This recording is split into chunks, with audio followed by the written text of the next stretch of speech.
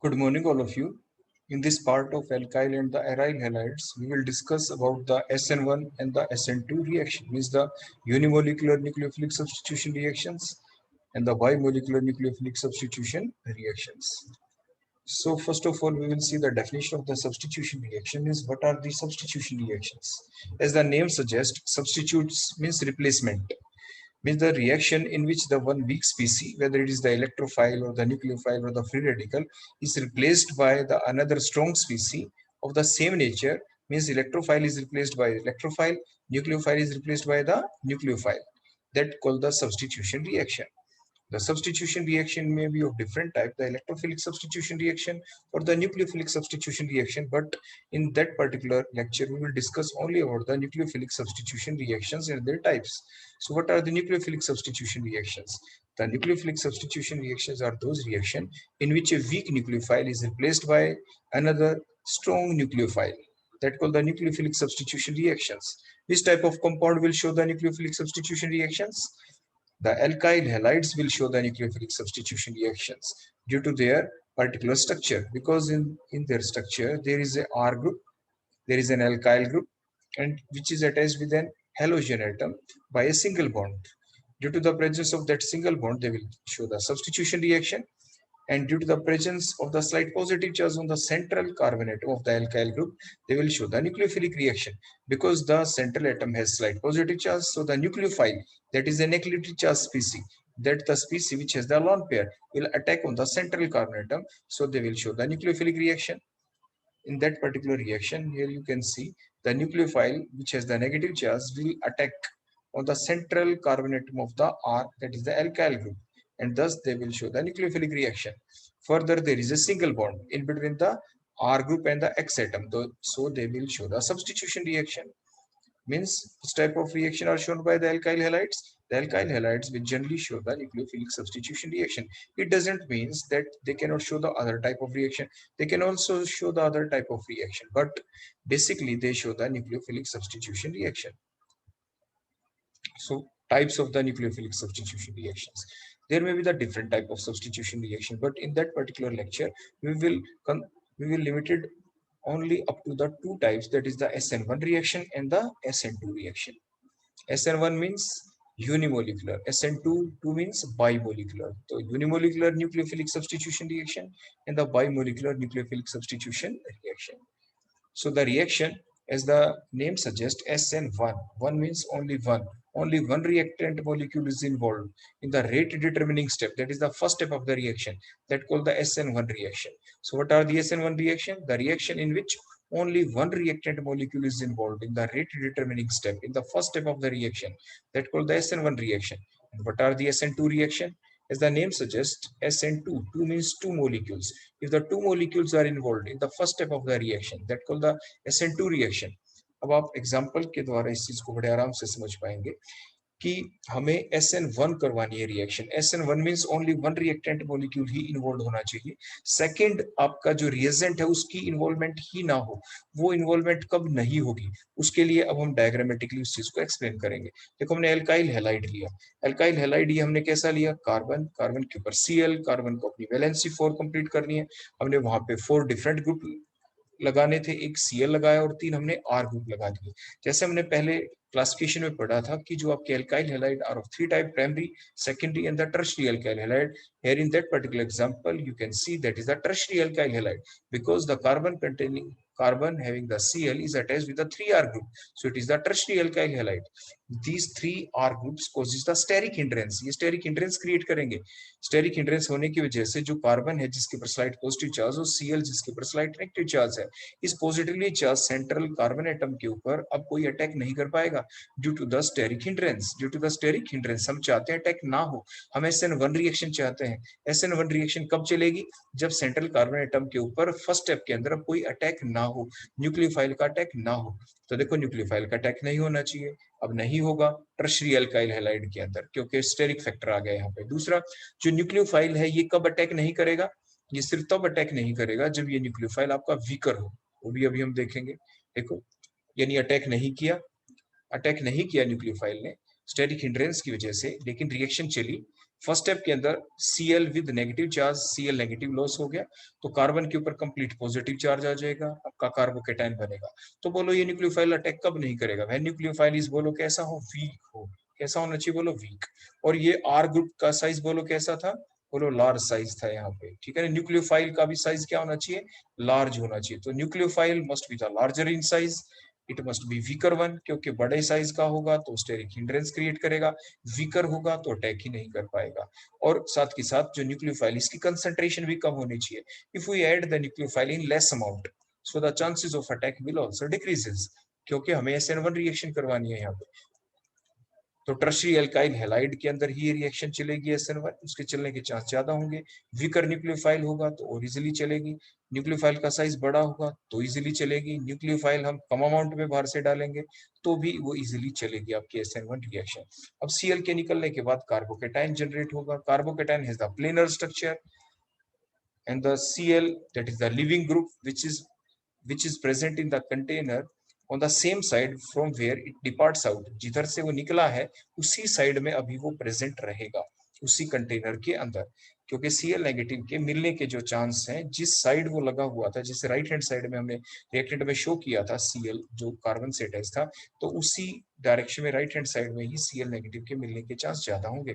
ऐसा हम क्यों कह रहे हैं, क्योंकि नेक्स्ट स्टेप में अब हमें अटैक करवाना है यहाँ पे न्यूक्लियोफाइल का, और ये प्लेनर स्ट्रक्चर है। प्लेनर स्ट्रक्चर मींस जो अटैकिंग न्यूक्लियोफाइल होगा वो किसी भी साइड से अटैक कर सकता है, लेकिन ये जो रिएक्शन चलेगी कब अच्छे से, ये रिएक्शन तब चलेगी क्योंकि आपने देखा जो स्पीसी बनी है ये प्योरली आयनिक स्पीसी है, कार्बन के ऊपर कंप्लीट पॉजिटिव चार्ज, Cl के ऊपर कंप्लीट नेगेटिव चार्ज।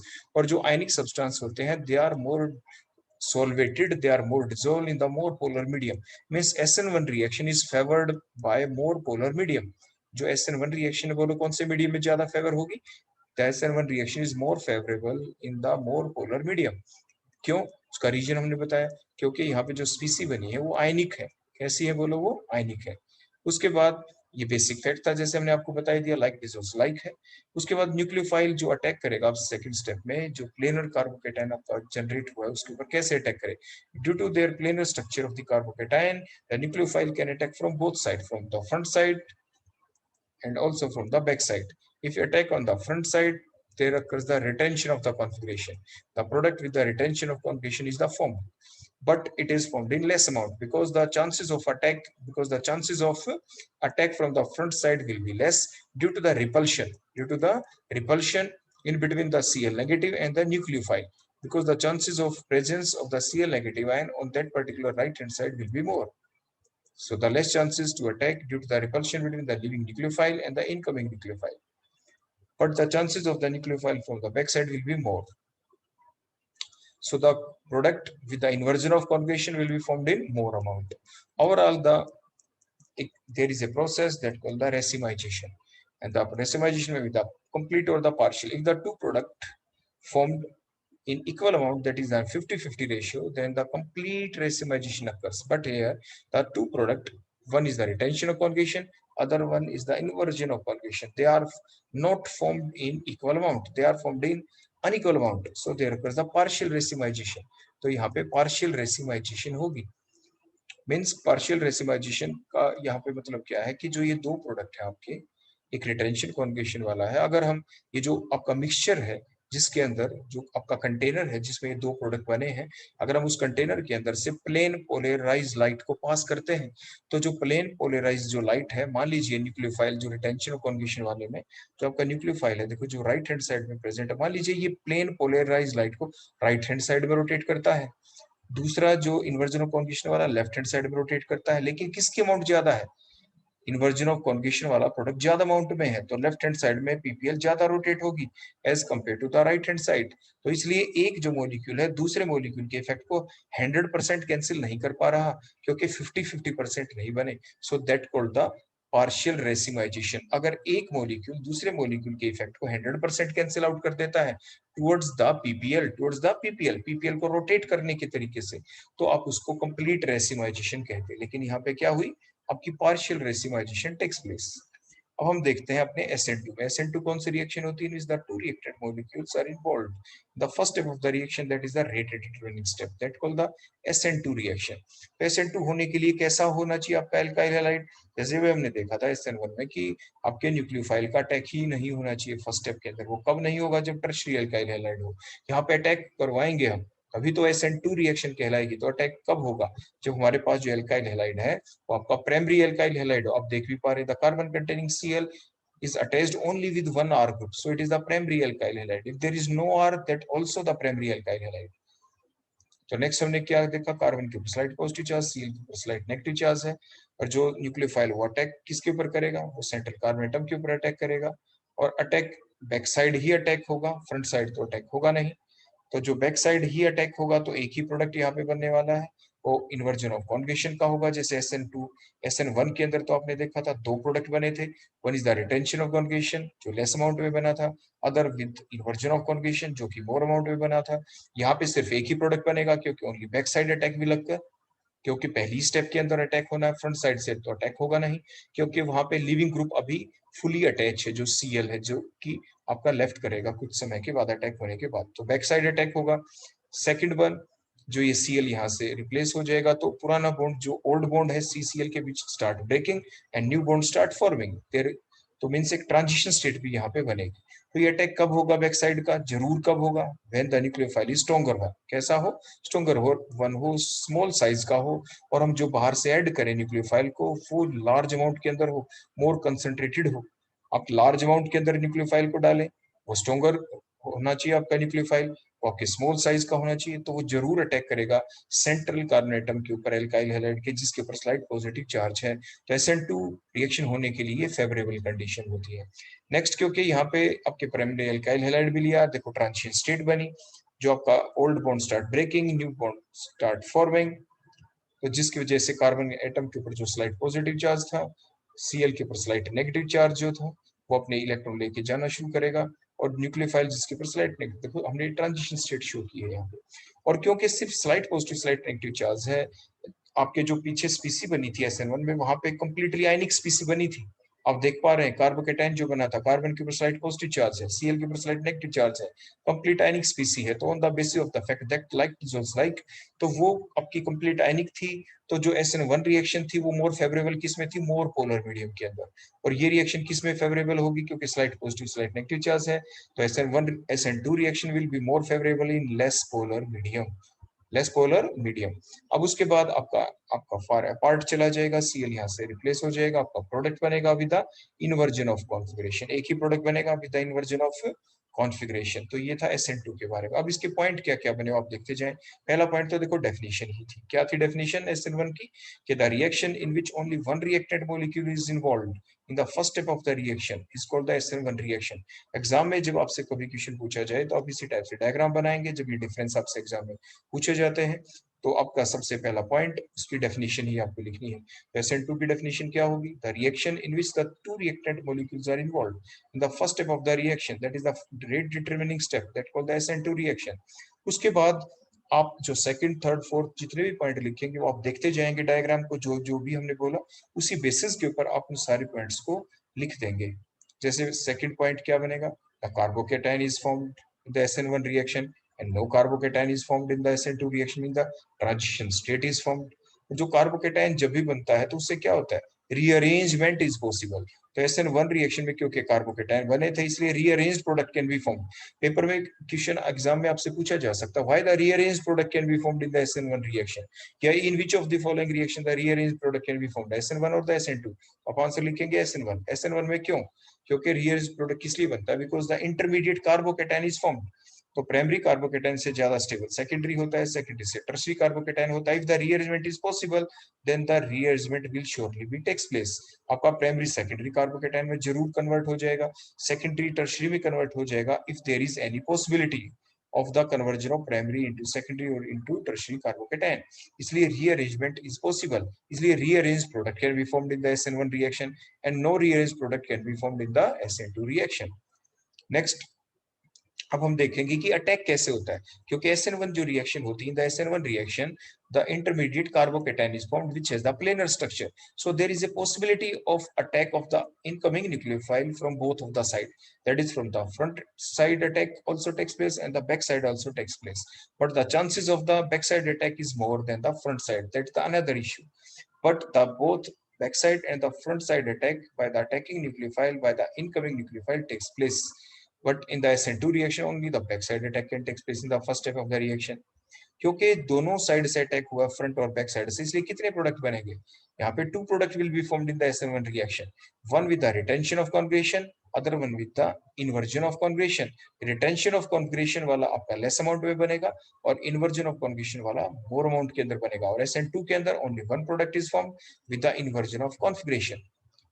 इसके बाद नेक्स्ट पॉइंट आ जाता है कि पार्शियल रेसिमाइजेशन होगी because the two product which are formed they are not formed in the equal amount, so the partial racemization takes place because the product with the inversion of conjugation formed in larger amount than the product with the retention of conjugation, or in the SN2 reaction no racemization takes place, there occurs the inversion of configuration, there occurs the inversion of configuration।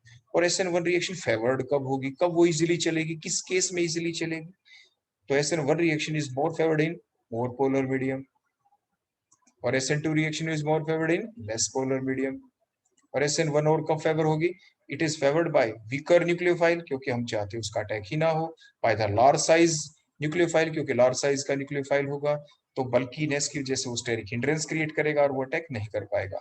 And the low concentration of nuclear, अगर हम less amount के अंदर डालेंगे nucleophile को तो उसके attack करने के चांस कम हो जाएंगे और हम चाहते भी हैं कि वो अटैक ना करे क्योंकि हमें SN1 रिएक्शन चलानी है, एक ही रिएक्टेड मॉलिक्यूल की इन्वॉल्वमेंट हमें शो करनी है इन the first step in the rate determining step of the reaction. While the SN2 reaction are favored in less polar medium and by the strong and the small size, strong होना चाहिए क्योंकि attack जरूर हो, small size का होना चाहिए क्योंकि small size वाला जो आपका न्यूक्लियोफाइल होगा it causes the lesser steric hindrance, वो कम स्टेरिक हिंड्रेंस क्रिएट करेगा और ज्यादा अमाउंट में हम बाहर से डालेंगे, हाई कंसंट्रेशन होनी चाहिए न्यूक्लियोफाइल की क्योंकि जितना ज्यादा हम न्यूक्लियोफाइल बाहर से ऐड करेंगे उसके अटैक करने के चांस उतने ही ज्यादा हो जाएंगे। इसके बाद नेक्स्ट आ जाता है कि किसमें जल्दी चली, वो तो हमने देख ही लिया कि हम चाहते हैं SN1 में कि अटैक ना हो, कब अटैक नहीं होगा, जब टर्शियरी अल्काइल हैलाइड होगा, तो the order of reactivity of the different alkyl halide towards the SN1 reaction is the tertiary alkyl halide is greater than the secondary is greater than the primary alkyl halide, और SN2 reaction में क्या होगा, वो आपका किसका ज्यादा होगा, वो इसके रिवर्स ऑर्डर हो जाएगा। तो ऐसा क्यों हुआ, क्योंकि आप जानते हैं टर्शियरी अल्काइल हैलाइड के अंदर SN1 रिएक्शन जब चलती है तो उसमें टर्शियरी कार्बोकेटायन बनेगा, so the stability order is tertiary carbocation is more stable than the secondary than the primary one, और क्योंकि कार्बोकेटायन में रीअरेंजमेंट भी पॉसिबल है वो हमने आपको पहले बता ही दिया था। और SN2 में रिएक्टिविटी ऑर्डर क्या होगा डिफरेंट अल्काइल हैलाइड का, क्योंकि यहाँ पे हम अटैक करवाना ही चाहते हैं, हम चाहते हैं there will be the involvement, there should be the involvement of two species in the first step of the reaction. One is the reactant molecule, that is the alkyl halide, other one is the incoming nucleophile, incoming nucleophile की भी involvement हो और primary alkyl जो alkyl halide है उसकी भी involvement हो। तो प्राइमरी अल्काइल हैलाइड कैसा हो, प्राइमरी होना चाहिए या सेकेंडरी, प्राइमरी होना चाहिए क्योंकि उसके ऊपर स्टेरिक हिंड्रेंस कम होगी, क्योंकि उसके ऊपर एक ही आर ग्रुप होगा, तो it will causes the lesser steric hindrance with the incoming nucleophile, so the SN2 reaction can take place easily in case of the primary alkyl halide then the secondary then the primary। तो steric factor के basis के ऊपर हम इस चीज को explain कर देते हैं। तो ये थे डिफरेंट आपके डिफरेंसेस बिटवीन द SN1 और द SN2 रिएक्शन। तो ऐसा क्वेश्चन आपसे एग्जाम में पूछा जा सकता है और जितने भी पॉइंट ऑफ डिफरेंस थे हर पॉइंट को आप अपने आप में एक अलग से क्वेश्चन मान के चले, क्योंकि हर पॉइंट अपने आप में क्वेश्चन है, वो आपके शॉर्ट फॉर्म में आपसे पूछे जा सकते हैं। उसके बाद अगर हम देखें ये कॉमन होता है दोनों में कि हेलोजन कौन हो, जैसे हमने अभी Cl लगाया दोनों केस में, प्राइमरी लिया चाहे टर्शियरी अल्काइल लिया हमने SN1 और SN2 में, so that order will remain the same whether the reaction is whether the nature of the reaction is SN1 or the SN2, the reactivity order among the RF, RCl, RBr or Ri, that will be the same in both the cases, means Ri is more reactive than RBr is more reactive than RCl is more reactive than RF on the basis of their bond strength, क्योंकि RF I का size बड़ा है तो bond आपका longer होगा, तो इसलिए bond strength कम होगी तो इसलिए इजीली ब्रेक हो जाएगा RI बॉन्ड, तो इसलिए RI इज मोर रिएक्टिव और RF is least reactive. so these are the differences between the SN1 and the SN2 reaction। तो इस टाइप से आप जितने भी जो डिफरेंसेस हैं इनको बड़े सोच समझ कर आप याद करेंगे, क्योंकि मैं आपको फिर बता रहा हूँ कि आपको हर पॉइंट को बड़े ध्यान से देखना है। Every point in itself is a question. Her point अपने आप में एक क्वेश्चन है। जैसे आपसे ये पूछ लिया जाए why the rearrangement can takes place in the S N one reaction, तो आंसर क्या है? जो डिफरेंस थे उसी में आ गया, because the intermediate carbocation is formed, so the rearrangement can take place. The primary carbocation can be converted into the secondary or into the tertiary, either by the hydride shift or by the alkyl shift. And so वो shift कोई भी हो सकती है, वो hydride भी हो सकती है, वो एल्काइल भी हो सकती है, वो डिफरेंट एग्जांपल्स के अंदर आपको पहले ही समझाया जा चुका था जब हमने रिएक्शन इंटरमीडिएट्स वाला टॉपिक आपको पढ़ाया था। उसके दौरान आपने ये सारी चीजें सीख ली थी। तो ये हमने आपको पहले ही बता दिया कि आर एफ और आर एल ए में ये तो सी एक्स बॉन्ड स्ट्रेंथ के ऊपर डिपेंड करता है। So thank you, that all about your SN1 और the SN2 reactions. Thank you.